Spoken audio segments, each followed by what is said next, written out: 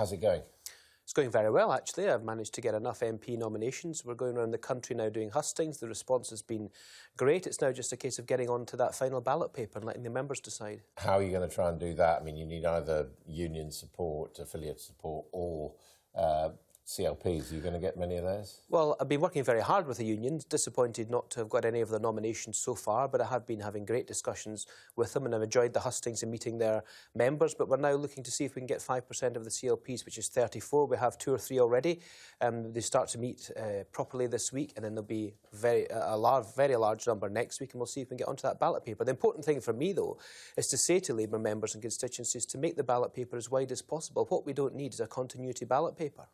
I mean, that in a sense is your problem. I mean, you could be characterised as an anti-Corbyn candidate, couldn't you? Well, I would characterise myself as Labour wanting to be in government candidate. We need to change to win. The legacy of the 12th of December is an 80-seat Conservative majority, which doesn't satisfy me. And my message is to Labour Party members or anyone who has a vote in this particular contest, if they're happy with the way the Labour Party is at the moment, then don't vote for me. Vote for one of the continuity candidates. We've got to change, and the reason we've got to change is not because I'm saying it, it's because that's what the public told us and what they screamed at us on the 12th of December. If we don't change, we will simply just wither. Do you have a chosen candidate amongst the leadership, the person you'd most like to work with? Well, I've already said that deputy leadership candidate shouldn't really back a leader in any sense. I did nominate Jess Phillips to get her on to the next stage of the process. I'm disappointed she's dropped out, and I'll work with anybody who's elected leader. So now you're a free agent. Well, certainly am. But what I would say quite clearly is that I've been very clear since the start of this process that the architects of the failure of the 12th of December can't be the architects of the future.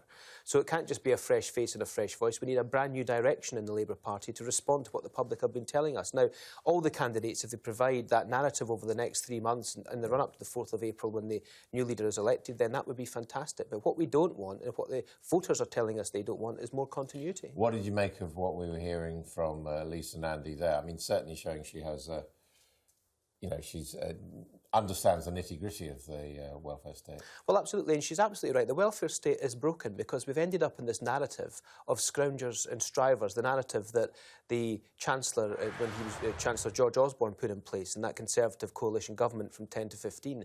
The welfare state, the social security system, is supposed to be a safety net that's built on fairness and when people require it most in their lives. We've now got into a situation whereby it doesn't work for people, and the whole system's been driven by money rather than being driven by what the needs of the people who require to use it are. And Lisa's absolutely right to make those points in her speech today, because we need to change not just the system to make it more responsive and make it better for people's needs, but we need to change the narrative on the social security system.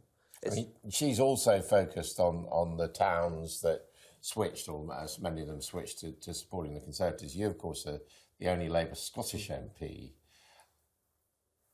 Do you think that, therefore, you could sort of make common cause with her? Are the issues in the towns the same in Scotland, the same reason why you've fallen behind?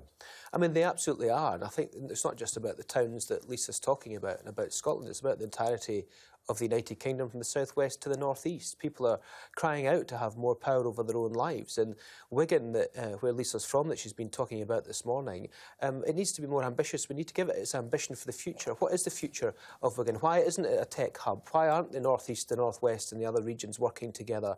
Why aren't we being ambitious about the future of our economy? And a post-Brexit Britain, all these things need to be discussed, and I want to be more ambitious about how we talk about the future rather than talking about the past. That's the whole reason I'm standing in this deputy leadership campaign, to move the narrative onto some of the things that Lisa's talking about today. I mean, I have to say, just seen a YouGov poll this morning of Labour members. Who's your favourite Labour leader?